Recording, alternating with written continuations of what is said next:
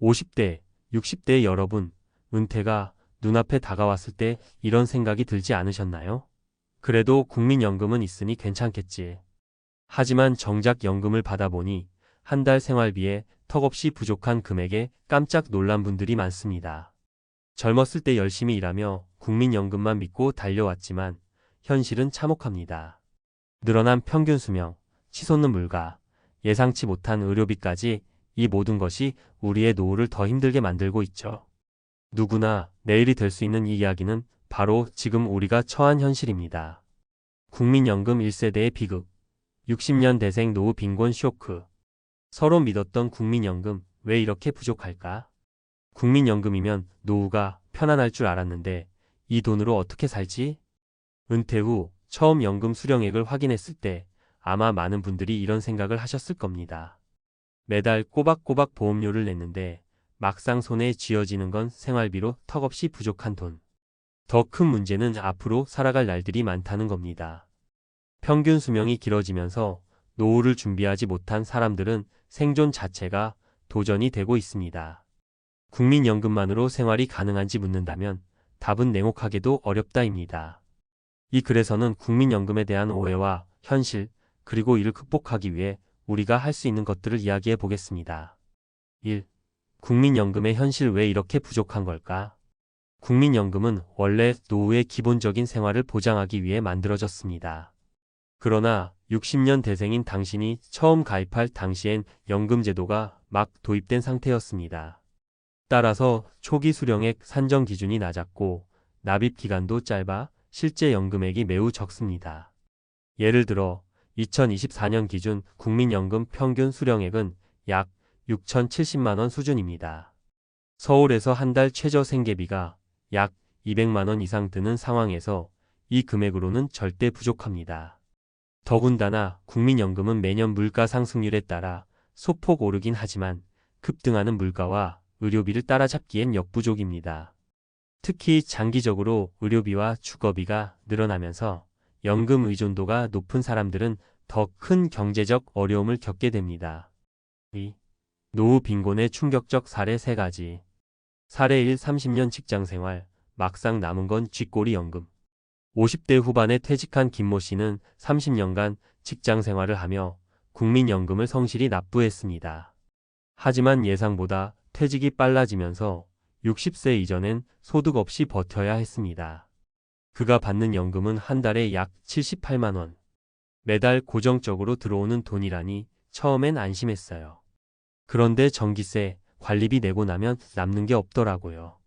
김 씨는 부족한 생활비를 메우기 위해 아파트를 팔고 전세로 옮겼지만 남은 돈도 빠르게 소진되었습니다. 결국 김 씨는 퇴직 후 아르바이트를 시작했지만 체력 문제로 몇 달 만에 그만두었습니다. 교훈 국민연금에만 의존하지 말고 퇴직 전부터 추가적인 소득원을 마련하거나 생활비를 줄이는 훈련이 필요합니다. 사례 2. 자영업 20년 연금 사각지대의 비극. 박모 씨 부부는 20년간 작은 식당을 운영하며 자녀를 키웠습니다. 바쁜 일상 속에서 국민연금 납부는 미뤄졌고 납부한 기간도 짧아 실제로 받는 연금은 45만 원 남짓. 부부는 식당을 폐업하고 노후를 기대했지만 자녀가 결혼하며 생긴 빚과 부족한 연금으로 생활이 힘들어졌습니다. 현재는 동네 시장에서 부부가 각자 노점 일을 하며 생계를 이어가고 있습니다. 교훈 자영업자는 국민연금 가입을 놓치기 쉽습니다. 자영업자일수록 더 적극적으로 노후 대비와 저축을 관리해야 합니다. 사례 3. 의료비 폭탄으로 무너진 노후. 최모 씨 부부는 국민연금과 개인연금으로 한 달 약 120만 원을 받으며 소박한 시골 생활을 이어가고 있었습니다. 그러나 남편이 갑자기 심장질환 진단을 받고 수술비와 약값으로 수천만 원이 들면서 상황은 급변했습니다. 의료비를 감당하기 위해 빚을 냈고 이제는 연금 대부분을 빚 갚는 데 쓰고 있습니다. 최 씨는 병원비가 이렇게 비쌀 줄 몰랐어요. 노후엔 건강이 중요하다고 생각했지만 준비가 부족했어요 라고 토로합니다. 교훈 의료비는 노후의 가장 큰 위협입니다. 미리 대비하기 위해 의료보험이나 실손보험 등 보완책이 필요합니다. 3. 국민연금에 의존하지 않고 노후를 준비하는 방법. 그렇다면 국민연금만으로 부족한 노후를 어떻게 보완할 수 있을까요? 아래 세 가지 방법을 제안합니다. 1. 추가 소득원 확보. 퇴직 후에도 일정한 소득원이 있다면 노후 생활이 훨씬 안정적입니다. 부동산 임대 소득, 주식 배당, 유튜브 채널 운영 등 다양한 방법이 있습니다. 예를 들어 퇴직 후 전업으로 텃밭을 가꾸며 농산물을 판매하는 60대 한모 씨는 작지만 꾸준히 들어오는 수입이 있으니 마음이 편해요 라고 말합니다. 이 소비 생활 최적화. 소비를 줄이면 부족한 연금으로도 생활이 가능합니다. 불필요한 소비를 줄이고 최소한의 생활비로 삶을 꾸려가는 훈련이 필요합니다. 예를 들어 자녀 교육비나 명품 소비에 집중했던 가정이 은퇴 후엔 소박한 여행과 독서를 즐기며 행복하게 사는 경우도 많습니다. 3. 건강 유지에 투자하기. 노후의 의료비는 줄일 수 없지만 건강을 유지하면 지출을 크게 낮출 수 있습니다. 규칙적인 운동, 건강한 식습관, 정기적인 건강검진은 필수입니다. 퇴직 후에도 매일 30분씩 걷기 운동을 한 박모 씨는 몸이 건강하니 병원비가 거의 들지 않아요. 이것만으로도 노후 생활이 훨씬 여유로워요 라고 말합니다. 결론 지금이 노후 준비의 마지막 기회. 국민연금만으로는 편안한 노후를 보낼 수 없다는 사실은 분명합니다. 하지만 늦지 않았습니다.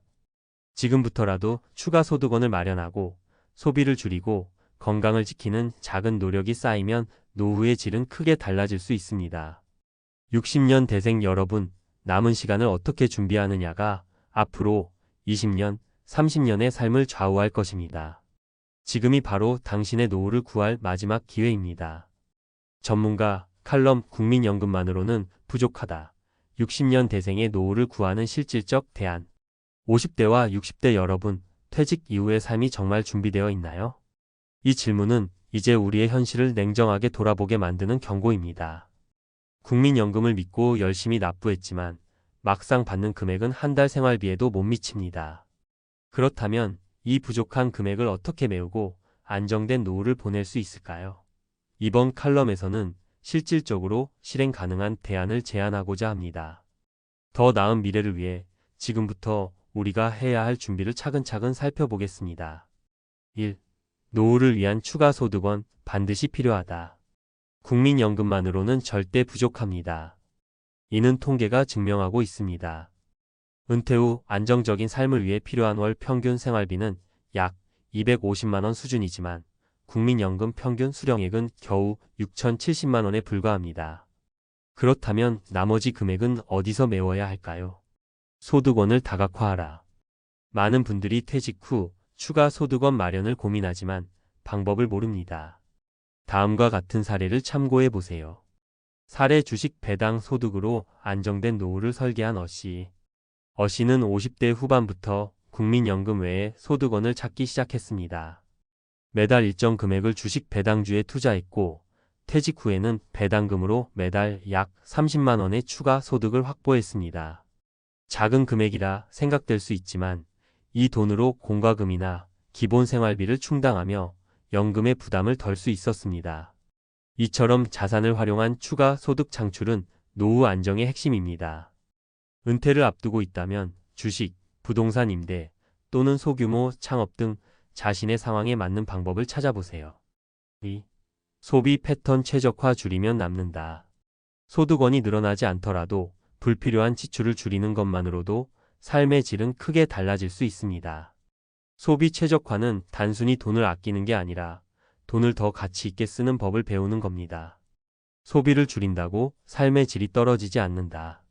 많은 사람들이 소비를 줄이면 삶이 재미없어진다고 생각합니다. 하지만 아래 사례는 그 반대를 보여줍니다.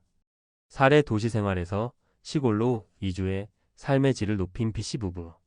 B씨 부부는 50대 후반에 은퇴를 결심하고 도심 아파트를 매각한 뒤 시골로 이주했습니다. 월세로 작은 전원주택을 얻고 자급자족형 텃밭을 가꾸며 최소한의 생활비로 살아가고 있습니다. 도시에 있을 땐 외식과 쇼핑에 돈이 많이 들었는데 여기선 그런 유혹이 없어요. 소박하게 살다 보니 오히려 만족감이 더 큽니다. 라고 B씨는 말합니다. 도시에서의 소비 중심 생활을 벗어나 소박하고 가치 중심의 삶을 추구하는 것, 이것이 노후 생활의 새로운 트렌드입니다. 3. 건강은 돈이다. 노후 의료비를 줄이는 가장 확실한 방법. 의료비는 노후의 가장 큰 리스크입니다. 은퇴 후 병원비로 고통받는 분들이 얼마나 많은지 아시나요? 그러나 건강을 유지하면 이 문제를 상당 부분 예방할 수 있습니다. 규칙적인 운동과 건강한 식단이 최우선. 건강을 유지하기 위해선 작은 실천이 중요합니다. 하루 30분의 가벼운 운동, 규칙적인 식사, 그리고 정기적인 건강검진만으로도 병원비를 대폭 줄일 수 있습니다. 사례 건강관리를 통해 병원비를 최소화한 CC. CC는 60대 초반에 퇴직한 뒤 꾸준히 걷기 운동과 건강식 섭취를 이어갔습니다. 매일 아침 직접 만든 채소 스무디를 마시고 걷기 운동을 하며 스트레스를 관리했습니다. 결과적으로 5년 동안 큰 병치레 없이 건강을 유지하며 의료비 지출을 최소화했습니다. CC는 건강을 지키는 게 곧 돈을 지키는 일입니다. 라고 강조합니다. 건강은 선택이 아니라 필수입니다. 지금부터라도 건강 관리에 투자하세요. 이는 미래를 위한 가장 확실한 보험입니다. 4. 은퇴 전 지금 할 수 있는 3가지 행동. 1. 재정 점검과 플랜 B 마련. 자신의 재정 상태를 냉정히 점검하세요. 매달 고정 지출과 수입, 그리고 국민연금 외의 대체 소득원을 확인하세요. 이 과정에서 부족한 부분을 보완할 방법을 구체적으로 계획해야 합니다. 소규모 창업이나 재취업 준비. 60대에도 새로운 일을 시작하는 것은 충분히 가능합니다. 자신의 강점과 경험을 활용한 재취업이나 소규모 창업은 노후를 위한 훌륭한 대안이 될 수 있습니다. 3. 배움과 도전은 끝이 없다. 퇴직 후 배움을 멈추지 않는 분들이 있습니다. 새로운 기술을 배우거나 관심 있는 분야의 자격증을 취득하면 노후에도 의미 있는 삶을 살아갈 수 있습니다. 특히 최근엔 디지털 리터러시가 중요합니다. 온라인 강의나 콘텐츠 제작 등으로 추가 소득도 가능합니다. 결론 국민연금은 시작일 뿐 당신의 노후는 당신의 책임이다. 국민연금은 노후를 위한 기본 안전망일 뿐입니다. 나머지는 스스로 준비해야 합니다. 부족한 연금을 보완할 소득원, 절약하는 소비생활, 건강관리를 통해 당신의 노후를 더 안정적이고 행복하게 만들 수 있습니다. 지금까지 미뤄왔더라도 괜찮습니다. 지금 시작하면 늦지 않습니다. 당신의 노후는 준비된 만큼 안전하고 준비하지 못한 만큼 불안합니다. 지금 이 순간이 바로 준비를 시작할 가장 좋은 타이밍입니다. 은퇴 후 파산? 내 얘기가 될 줄 몰랐다. 최악의 사례 7가지. 우리는 은퇴를 앞두고 있든 이미 은퇴를 했든 혹은 아직 먼 얘기라고 생각하든 간에 노후 자금과 은퇴 후 삶에 대한 불안을 한 번쯤은 가져봤을 거예요. 일할 때는 난 괜찮겠지 하고 대수롭지 않게 넘어가다가도 막상 퇴직이 가까워지면 슬슬 걱정이 커지죠. 퇴직금이니 연금이니 하는 말은 익숙하지만 실제 생활비가 얼마나 들지, 예상치 못한 의료비나 가족 문제는 어떻게 대처해야 할지 선뜻 답이 안 나옵니다. 심지어 평생 성실히 살아왔고 어느 정도 재산이나 연금이 있다고 자부했던 사람도 순식간에 재정적으로 무너지는 사례를 심심치 않게 보게 되죠. 오늘은 설마 내 얘기가 될 줄 몰랐다며 뒤늦게 후회하게 된 은퇴 후 파산 사례들 중 가장 최악이라 할 만한 케이스를 함께 살펴보려고 합니다. 물론 모든 은퇴자가 이런 위기에 빠지는 건 아닙니다. 하지만 그런 상황에 처하는 이들이 분명 존재하며 그중 다수는 은퇴 준비 과정에서의 작은 방심이 큰 파도를 일으킨 경우가 많아요.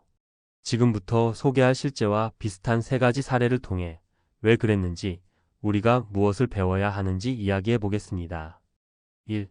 연금만 믿었어요. 연금 과신으로 무너진 김씨 이야기. 첫 번째 사례는 김씨 60대 초반 부부 이야기예요. 김씨 부부는 직장생활 30년 가까이 하면서 국민연금을 꾸준히 붓고 퇴직 직전에는 개인연금 상품에도 들었습니다. 주변에서 김씨네는 노후 걱정 없겠다. 연금 든든하잖아? 라는 말을 자주 들었대요. 문제는 김씨 부부가 별다른 재테크나 저축 없이 연금 수령만으로 은퇴 후 생활을 충분히 감당할 수 있다고 믿었다는 점이에요. 우리 둘이 합쳐 연금이 월 20만 250만 원 정도 나올 테니 집 한 채 있으니 거기서 간단히 살면 되지 않을까? 라는 생각이었어요. 하지만 막상 은퇴하고 생활을 해보니까 공과금부터 식비, 교통비, 주거 유지비, 심지어 경조사비와 자녀에게 드는 지출까지 만만치가 않았습니다. 거기에 나이가 들수록 건강이 예전 같지 않아 의료비도 늘어나기 시작했죠. 병원비가 예상했던 것보다 훨씬 많이 들어가니까 연금만으로는 빠듯하기 일대 없었어요. 한두 달 버틸 때는 아껴 쓰면 되겠지 싶었지만 시간이 지날수록 빚이 조금씩 쌓였습니다. 결국 김 씨 부부는 주택담보대출까지 받아서 돌려막기를 하다 한순간에 대출 이자 감당조차 어려워지면서 집을 처분해야 했어요. 연금을 믿고 별다른 대비 없이 지내다가 결국 빚 좋은 개살구가 된 셈이죠. 이 사례에서 느낄 수 있는 교훈은 연금이 안정적인 수입원이 되는 건 맞지만 모든 생활비와 예측 불가능한 지출을 전부 커버해주지는 않는다는 거예요. 의료비나 갑작스러운 사고, 자녀에게 필요한 지원 등 예상 밖 지출은 언제든 일어날 수 있기 때문에 여유자금 및 비상금 마련이 필수라는 점을 다시금 깨닫게 됩니다. 2. 퇴직금으로 작은 가게나 해보자 무리한 창업으로 뭉칫돈 날린 박 씨. 두 번째 사례의 주인공은 박 씨 50대 후반. 젊어서부터 언젠가 내 가게를 해보고 싶다는 로망이 있었고 그때를 은퇴 후로 생각했어요. 그래서 30년 직장생활 마무리하면서 받은 퇴직금과 개인적으로 모아둔 자금을 합쳐서 작은 카페를 차렸죠. 주위에서 요즘 카페는 레드오션이다 라는 말이 많았지만 박 씨는 그래도 한번 해보자, 내가 해봐야지 라는 의지로 밀고 나갔어요. 문제는 사업이라는 게 열정만큼이나 철저한 시장 조사, 그리고 운영 노하우가 필요하다는 점이었어요. 은퇴 전부터 미리 준비를 했다고는 해도 실제로 가게를 운영하는 건 완전히 다른 일이죠. 인건비, 월세, 재료비, 가게 인테리어 비용 등 예상보다 훨씬 큰 지출이 뒤따르면서 퇴직금으로 시작한 사업 자금이 금방 바닥을 보이기 시작했습니다. 게다가 은퇴 전까지는 직장인으로 살아왔던 박 씨가 갑작스레 사장이 되어 매출 관리, 직원 고용, 세금 신고 등 모든 걸 혼자 책임지려니 몸과 마음이 다 지쳤어요. 수익을 내기에는 경험도 부족했고 주변 경쟁 카페들과 차별점도 없었으니 손님이 생각만큼 들지 않았죠. 결국 가게 문을 닫아야 할 처지에 몰리면서 박 씨가 가진 돈은 사실상 모두 사라졌습니다. 은퇴 후 재취업을 하기엔 나이도 있고 남은 돈도 얼마 없어 고생길이 열렸죠. 여기서 중요한 점은 한 방에 역전하려는 생각이 오히려 독이 될 수 있다는 거예요.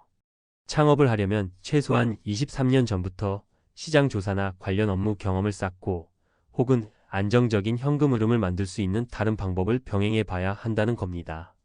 3. 아들, 딸 결혼 자금은 내가 책임진다. 자녀 뒷바라지로 빈털터리 된 이 씨.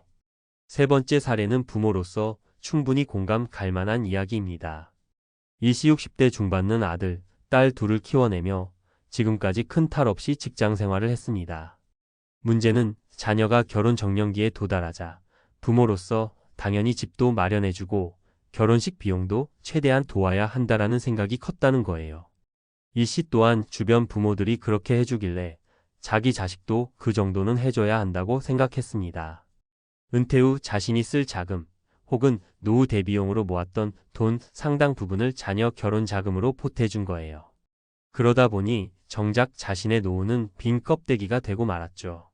사실 자녀가 독립해서 잘 살면 다행이지만 세상 일이 늘 그렇듯 자녀가 결혼 후에도 돈 문제가 생기거나 다른 어려움이 생기면 또 부모에게 손을 벌리는 경우가 적지 않습니다. 이 씨도 자녀들이 결혼 후 생활비 부족, 육아 지원, 전세 보증금 올려야 한다는 이유 등으로 또다시 돈을 요청하자 도저히 줄 수 있는 여력이 없었어요. 결국 부모가 우리도 지금 빠듯하다고 말하기엔 자녀 입장에서 섭섭해하기도 하고 부모 본인도 죄책감이 생기면서 관계가 껄끄러워졌죠. 게다가 노후 자금이 거의 바닥나니 생계를 위해 공공 일자리나 단기 아르바이트를 전전하며 근근히 살아야 했습니다. 자녀를 도우려는 마음이 지나쳐 결국 부모도 자녀도 모두 힘들어지는 상황이 된 셈이죠. 우리가 주의해야 할 것들. 위 세 가지 이야기는 은퇴 후 파산에 빠진 여러 사례 중 극히 일부에 지나지 않습니다. 하지만 그 공통점을 보면 은퇴 후 삶이 생각만큼 단순하지 않음을 알 수 있어요. 연금 과신연금이 분명히 든든한 버팀목이 될 수 있지만 생활비 전부를 커버하기엔 턱없이 부족할 수 있습니다. 무리한 창업, 충분한 사전 준비 없이 퇴직금 등을 몰빵했다 손실을 크게 볼 가능성이 높습니다. 자녀에게 과도한 지원, 부모로서 자녀를 도우려는 마음은 이해되지만 부모 자신이 무너질 정도의 지원은 결국 누구에게도 도움이 되지 않습니다. 추가적으로 예기치 못한 병원비나 상해, 부모 봉양 문제나 생활비 증가 등도 빠지지 않는 리스크죠. 그래서 은퇴 후에도 일정한 소득 흐름연금 흐름이 얼마나 중요하고 또 각종 리스크에 대비한 비상자금이 얼마나 필요한가를 다시금 깨닫게 됩니다. 어떻게 대처할까? 연금 외 추가 수입원 마련, 예적금, 투자, 파트타임 일자리, 월세나 배당 등 다양한 소득이 필요합니다. 고정 비용이 줄어들수록 더 유연하게 대응할 수 있어요. 창업 전 꼼꼼한 시장 조사 열정만 믿기보다는 충분한 사전 조사와 관련 업무 경험이 필요합니다. 특히 은퇴금 전부를 투자하는 건 매우 위험해요. 가족과의 재정 협의, 자녀가 결혼 자금이나 기타 비용을 요청할 때 미리 부모의 한계선을 명확히 설정하고 상의하는 것이 좋습니다. 부모가 노후에 무너지면 자녀에게도 결코 이롭지 않아요. 비상자금 마련, 의료비나 갑작스러운 생활비 부족 등을 대비해 여유 자금을 반드시 확보하세요. 보통 6개월 1년치 생활비 이상을 권장하지만 가족 상황에 따라 달라질 수 있습니다. 마무리하며 은퇴 후 삶은 오랫동안 꿈꿔온 자유를 누리는 시기이기도 하지만 동시에 평생 모은 돈을 어떻게 지키느냐, 어디에 쓰느냐를 고민해야 하는 중대한 전환점이기도 합니다. 설마 내가 파산까지 가겠어? 라는 아니란 생각은 극도로 위험해요. 위 사례들을 보면 나는 저렇게까지는 안 하겠다 싶다가도 막상 내 상황이 되면 비슷한 길을 걷게 되기 쉬운 게 인간사입니다. 결국 중요한 건 미리 가능한 한 꼼꼼하게 대비하고 현실적이고 안전한 선택을 하는 거예요. 조금은 보수적으로 접근해도 좋습니다. 아껴야 할 때 아끼고 꼭 써야 할 땐 제대로 쓰면서 재정 파탄이라는 최악의 상황을 피해야 합니다. 부디 이야기가 설마 내 얘기가 될 줄 몰랐어 라고 후회할 뻔한 분들에게도 작은 경각심이 되길 바라며 아직 은퇴 전이라면 지금부터라도 계획을 잡아보세요. 이미 은퇴하셨다 해도 늦지 않았습니다. 자신의 상황을 냉정히 점검하고 필요한 정보를 꾸준히 업데이트하면서 안정적인 노후를 만들어 나갈 수 있길 진심으로 응원합니다. 50대, 60대가 되면 은퇴가 현실로 다가오지만 은퇴 후의 삶에 대한 기대와 현실은 큰 간극이 있습니다. 그동안 열심히 일했으니 이제 편하게 살겠지라고 생각했지만 막상 퇴직 후 매달 통장에 찍히는 고정 수입이 사라지는 순간 지출의 무게가 얼마나 무거운지 실감하게 됩니다. 전에는 당연하게 생각했던 월급날의 안정감, 은퇴 후에는 그리워질 뿐이죠. 평생 돈 걱정 안 해도 된다던 친구들마저 은퇴 후 예상치 못한 지출과 생활비 압박에 한숨 짓는 모습을 보면 이 문제는 남의 이야기가 아닙니다. 우리는 정말 퇴직 후에도 지갑을 지킬 준비가 되어 있을까요? 퇴직 후 지갑은 텅. 은퇴 생활비의 충격적 진실 공개. 퇴직을 앞둔 50대, 이미 은퇴를 경험한 60대라면 누구나 한 번쯤 이런 생각을 해봤을 겁니다. 평생 일하며 저축도 했고 연금도 준비했으니 노후에 문제가 없겠지. 하지만 현실은 냉혹합니다. 은퇴 후에는 수입이 사라지는데 지출은 줄지 않고 오히려 늘어나는 경우가 허다합니다. 왜 그런 걸까요? 오늘은 퇴직 후 생활비의 진짜 실체와 우리가 놓치고 있는 문제점들을 파헤쳐 보겠습니다. 1. 은퇴 후 고정 지출 생각보다 훨씬 많다. 우리가 퇴직 후를 준비하면서 가장 간과하는 부분 중 하나가 바로 고정 지출입니다. 은퇴 후에는 수입이 줄어드는 반면 매달 나가는 돈은 쉽게 줄지 않습니다. 예를 들어볼게요. 사례 1. 김영수 가명 58세 씨의 이야기. 김영수 씨는 대기업에서 30년간 근무하며 성실히 살았습니다. 퇴직 후엔 여유롭게 지내겠다는 마음으로 작은 시골집으로 이사하고 생활비를 절약하겠다고 계획했습니다. 하지만 현실은 달랐습니다. 건강검진에서 고혈압 약을 처방받으면서 매달 약값과 병원비가 추가되었습니다. 여기에 시골집 유지비와 예상치 못한 집수리 비용이 들어갔죠. 손자, 손녀에게 줄 용돈과 명절 때 나가는 경조사비도 무시할 수 없었습니다. 결국 매달 최소 200만 원 이상이 필요했고 김 씨는 내가 평생 저축한 돈으로는 10년도 못 살겠다며 큰 충격을 받았습니다. 이 예기치 못한 지출, 은퇴자들을 흔드는 함정. 퇴직 후 가장 큰 재정적 함정 중 하나는 예기치 못한 지출입니다. 계획한 대로 돈을 쓰고 싶어도 갑작스러운 사건이나 사고는 우리의 지갑을 무너뜨립니다. 사례 2 박미선 가명 62세 씨의 이야기. 박미선 씨는 자녀들을 모두 독립시키고 연금으로 소박한 생활을 꿈꿨습니다. 하지만 예상치 못한 일이 생겼습니다. 막내 아들이 갑자기 이혼을 하면서 손주를 맡아 키워야 하는 상황이 된 겁니다. 손주 양육비와 학원비, 생활비가 추가되며 박 씨의 연금은 부족해졌습니다. 본인의 의료비까지 늘어나며 적금을 깨야 했고 결국 매달 마이너스 통장을 돌려야만 했습니다. 박 씨는 내 연금이면 충분할 줄 알았는데 갑자기 가족 문제로 인한 지출이 생기니 정말 막막하다고 말했습니다. 예기치 못한 변수는 누구에게나 올 수 있다는 걸 보여주는 사례죠. 3. 소비 패턴 변화, 은퇴 후에도 멈추지 않는 지출. 은퇴 후에는 소비를 줄일 수 있을 거라고 생각하기 쉽습니다. 하지만 실제로는 퇴직 후 시간이 많아지면서 소비 패턴이 변화하고 지출이 오히려 늘어나는 경우가 많습니다. 사례 3 이철민 가명 55세 씨의 이야기. 이철민 씨는 이제는 시간도 많고 평소 해보고 싶었던 취미를 즐기며 살겠다고 다짐했습니다. 그는 골프와 캠핑에 빠졌고 매주 골프장에 나가며 지출이 늘어났습니다. 처음엔 취미로 시작했지만 장비 업그레이드와 꾸준한 유지비가 부담으로 다가왔습니다. 게다가 친구들과의 식사비와 교통비까지 겹치며 매달 100만 원 이상이 추가로 나갔습니다. 이 씨는 시간이 많아진 만큼 소비도 많아진다며 예상보다 은퇴 후 생활비가 훨씬 많이 들어간다고 말했습니다. 퇴직 후 생활비 이렇게 대비하라. 그렇다면 이런 문제들을 어떻게 대비할 수 있을까요? 몇 가지 구체적인 방법을 소개합니다. 철저한 예산 계획 세우기. 은퇴 후 매달 고정 지출이 얼마나 되는지 정확히 파악해야 합니다. 주거비, 건강관리비, 생활비 등을 구체적으로 계산하고 여기에 예기치 못한 변수까지 감안한 여유 자금을 준비하세요.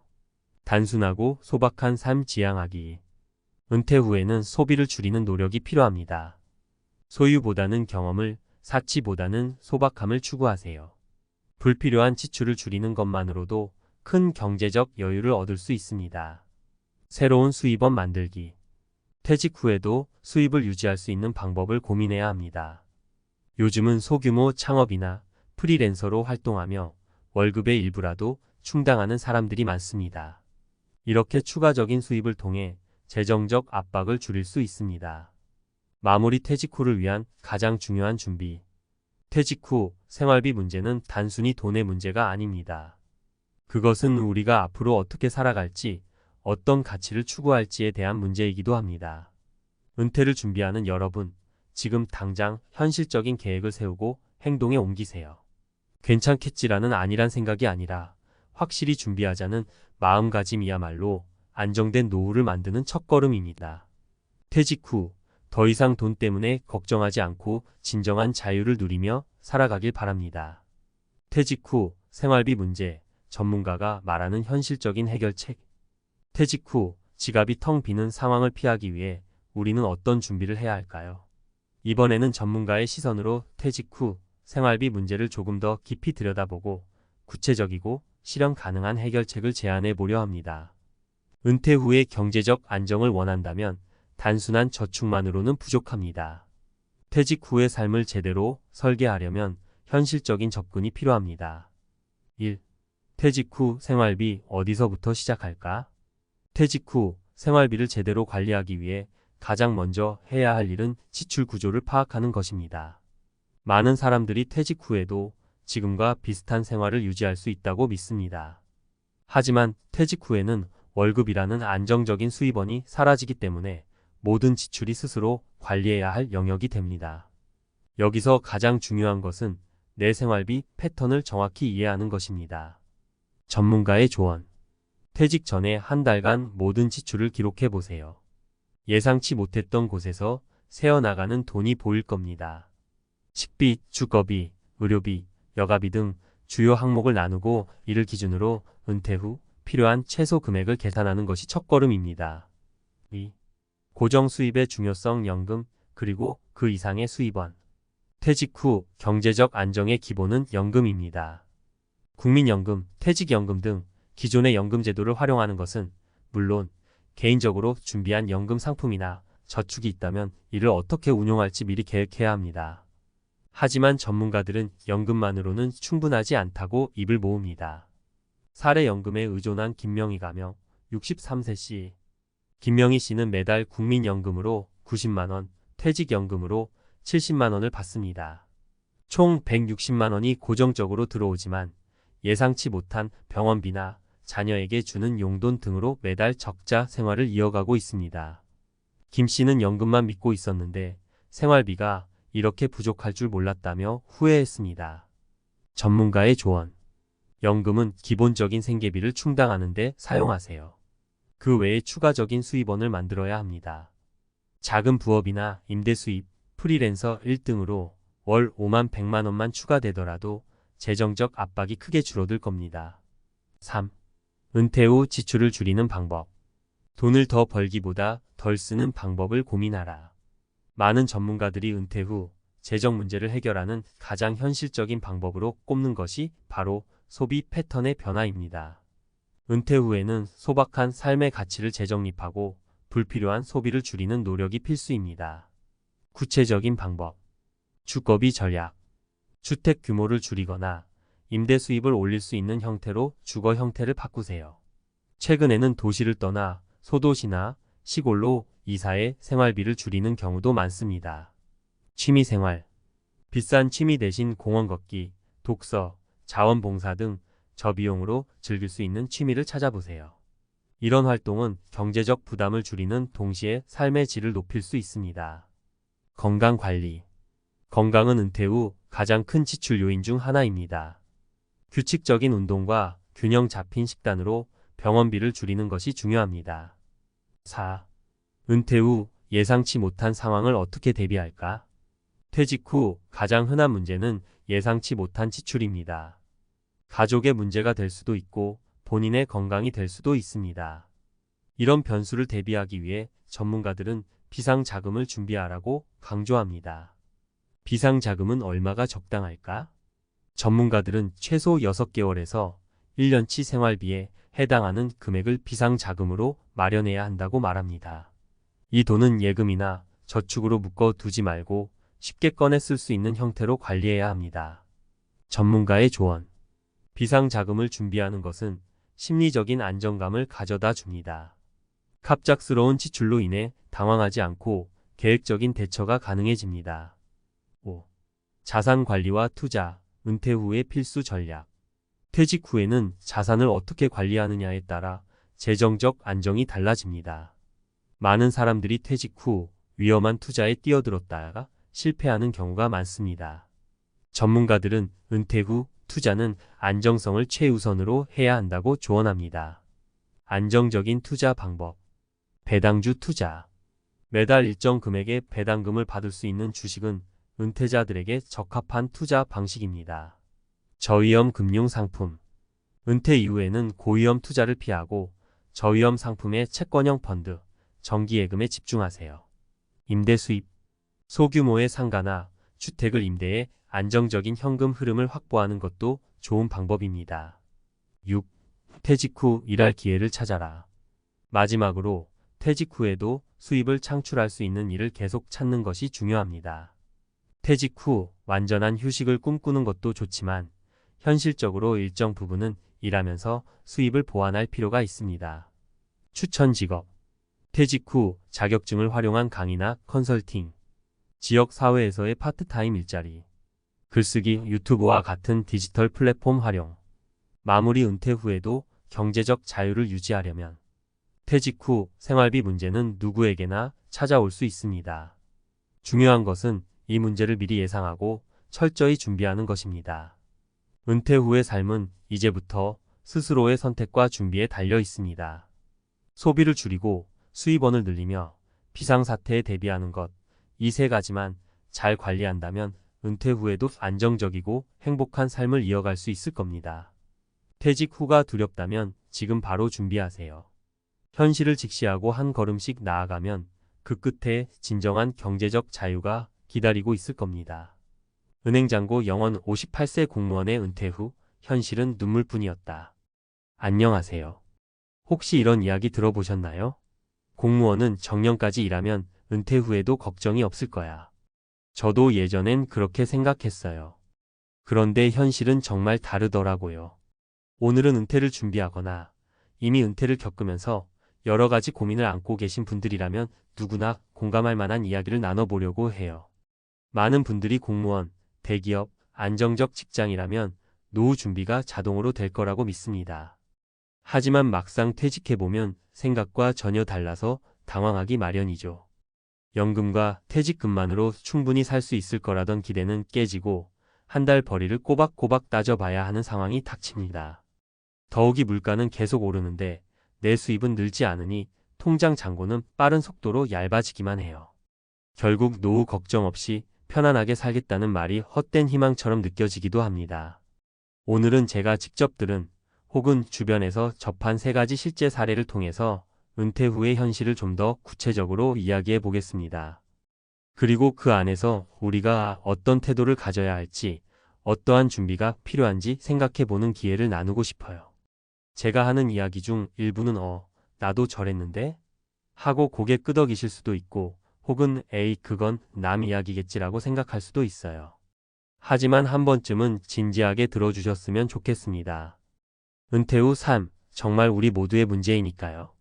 58세 공무원, 퇴직금과 연금만 믿고 있었다. 먼저 제목에 나온 실제 사례입니다. 58세까지 공무원 생활을 하신 분이 계세요. 누구나 부러워할 만한 정년 보장, 안정적 월급, 그리고 국민연금과 공무원연금에 대한 기대가 있었죠. 나는 적어도 굶지는 않겠지라는 마음으로 살았습니다. 문제는 은퇴 후 23년 동안 벌어지는 변수였어요. 일단 퇴직 후 곧바로 무언가를 배우거나 새로운 일에 도전하기보다는 잠시 쉬고 싶었던 마음이 컸습니다. 30년 넘게 일만 했으니 나도 좀 쉬면서 살아야지라는 생각을 한 거죠. 그런데 막상 쉬다 보니 생활비가 생각보다 훨씬 많이 들었대요. 평소에는 월급이 통장에 꽂히니 그런 걱정을 잘 안 했지만 이제는 들어오는 돈보다 나가는 돈이 많아지니 순식간에 적자가 되었습니다. 퇴직금으로 어느 정도 버틸 수 있으려니 했지만 예상치 못한 가정 문제나 건강 문제로 돈이 필요해지니 그 돈도 얼마 못 가서 바닥이 난 거예요. 은퇴 후 몇 년 동안은 내가 이걸 왜 못 준비했을까 하고 자책하면서 은퇴 우울증 비슷하게 겪기도 했습니다. 게다가 공무원 연금이 있다고 해도 그 연금만으로는 서울에서 생활하기가 빠듯하더라는 겁니다. 나는 안정적일 줄 알았는데 왜 이럴까라는 좌절감에 많이 힘들어하셨죠. 이 케이스를 통해 제가 느낀 건 연금에 대한 막연한 믿음만으로 노후를 대비하긴 어렵다는 점입니다. 당장 몸이 아파 병원비라도 크게 나오면 몇 달치 생활비가 훅 빠져나가기 일쑤니까요. 이 55세 퇴직한 대기업 과장, 식당 창업 후 파산 직전. 두 번째 사례는 대기업 과장으로 일하시다 55세에 명예퇴직을 선택한 분의 이야기예요. 회사에서 주는 위로금도 있고 퇴직금도 꽤 되니까 이 정도면 식당 창업 한번 해볼 만하겠다 싶어서 과감하게 퇴직하셨습니다. 처음엔 그것도 굉장히 잘 됐어요. 직장 다닐 때 못 누려본 자유를 만끽하면서 손님들과 소통하는 재미도 느꼈다고 합니다. 그런데 문제는 사업이라는 건 아는 만큼 보인다라는 사실이었죠. 식당 운영이라는 게 막상 해보면 재료비, 인건비, 임대료, 그리고 홍보비 등등 비용이 엄청 들어갑니다. 외식 트렌드가 워낙 빠르게 바뀌니 매장 분위기를 리뉴얼해야 할 때도 있었고요. 처음 몇 달은 생각보다 순조롭게 가는 듯 보였지만 1년이 지나자마자 손님이 절반 이하로 뚝 떨어졌다고 해요. 새로운 식당들이 주변에 계속 들어오니까 경쟁이 치열해졌던 거죠. 결국 두세 달 만에 매출이 임대료도 못 뽑는 상황까지 갔고 모아둔 퇴직금 대부분을 영업 손실을 메우는 데 쏟아부었습니다. 그렇게 2년 정도를 버틴 끝에 결국 문을 닫았는데 정작 마지막에 남은 건 돈도 잃고 체력도 잃은 몸뿐이었대요. 이분이 가장 힘들었던 건 노후 자금을 이미 다 투자해버려서 다른 대안이 없는 상황이라는 겁니다. 자영업이 잘 되면 좋지만 실패했을 때 회복할 방법을 미리 준비해 놓지 못했던 거죠. 본인은 정말 간절하고 최선을 다했지만 현실이 따라주지 않아 너무나 허무했다며 고개를 떨구셨습니다. 60세 직장인 은퇴 후 무기력감과의 싸움. 세 번째 사례는 60세의 직장에서 정년퇴직하신 분인데 경제적 문제보다도 마음의 준비가 안 되어 있었다는 점이 컸어요. 돈 문제야 어느 정도 예측하고 대비했는데 은퇴 후 내 삶의 의미를 못 찾겠다는 겁니다. 이분 얘기를 들어보면 평생을 회사에 몸담아 왔기 때문에 주말이나 휴일에도 회사를 중심으로 움직였다고 해요. 그런데 갑자기 일터가 사라지니 내가 뭘 해야 하지? 라는 막막함이 엄습했다는 거죠. 한편으로는 매일 출근하지 않아도 된다는 사실에 해방감을 느꼈는데 또 한편으론 시간이 너무 많아져서 허무하고 친구들도 각자 바쁘다 보니 혼자 있는 시간이 늘어나 우울감이 커졌습니다. 결국 이분은 이런 심적 어려움 때문에 대인관계를 회피하고 집 안에서만 지내기 시작했어요. 그러자 몸도 점점 무거워지고 정신적으로도 더욱 위축되더라고요. 돈이 있고 없고를 떠나서 막상 퇴직 후에 나라는 사람의 정체성을 어떻게 가져가야 할지가 굉장히 중요하다는 걸 다시금 느낍니다. 인간관계, 취미활동, 그리고 작더라도 계속해서 몰입할 수 있는 일이 있어야 한다는 걸요. 우리가 가져야 할 마음가짐과 준비. 이 세 가지 사례를 보면 결국 은퇴라는 건 경제적으로나 정신적으로나 상당히 큰 변화를 동반한다는 사실을 알 수 있습니다. 잘 준비하면 멋진 제2의 인생을 살 수도 있고 제대로 준비하지 않으면 예상치 못한 위기와 마주하게 되죠. 첫째, 경제적 플랜을 세우자. 연금, 퇴직금, 개인저축 등 내 전체 자산을 다시금 꼼꼼히 점검해보는 게 중요합니다. 부동산이나 주식처럼 변동성이 큰 투자만 믿어선 안 되고 안정적인 월 현금 흐름을 어떻게 만들어갈지 미리 고민해야 해요. 혹시 창업을 한다면 여유 자금을 반드시 남겨둔 상태에서 해야지 전부를 올인하는 건 정말 위험합니다. 둘째, 제2의 커리어를 고민해보자. 완전히 쉬는 것도 좋지만 우리는 평생 현역으로 사는 시대에 가까워지고 있어요. 은퇴 후에도 일을 계속할 수 있다면 규모가 작더라도 수입이 꾸준히 들어오니 삶의 질이 훨씬 나아집니다. 무리해서 큰돈 벌겠다가 아니라 내가 좋아하고 잘할 수 있는 일로 소소하게라도 수입을 만들어 보자라는 접근이 필요한 거죠. 셋째, 사회적 정서적 준비도 필수다. 사람은 어쩔 수 없이 역할을 잃었을 때 상실감을 느끼게 되거든요. 단순히 돈 문제만 해결된다고 해서 행복해지는 게 아니라 누군가와의 교류와 소속감을 느낄 수 있는 활동이 필요해요. 종교 활동이 됐건, 동호회 활동이 됐건, 혹은 자원봉사가 됐든 간에 꾸준히 연결고리를 만들어 나가는 게 중요합니다. 이렇게 보면 은퇴라는 건 단순히 퇴직 후 쉬는 시간 정도로만 생각할 일이 아니에요. 오히려 새로운 삶을 설계해야 하는 엄청난 프로젝트죠. 노후가 막막하고 어디서부터 준비를 해야 할지 모를 때가 많아요. 하지만 너무 늦었다고 생각이 들 때도 다시 시작하면 된다고 저는 믿습니다. 다만 그 시작이 되도록이면 빨랐으면 좋겠어요. 지금 이 글을 보고 계신 분이 30대이든 40대이든 50대이든 어느 때라도 말이죠. 그리고 이미 퇴직하셔서 힘든 상황에 계신다면 절대 혼자 끙끙 앓지 마시라고 말씀드리고 싶어요.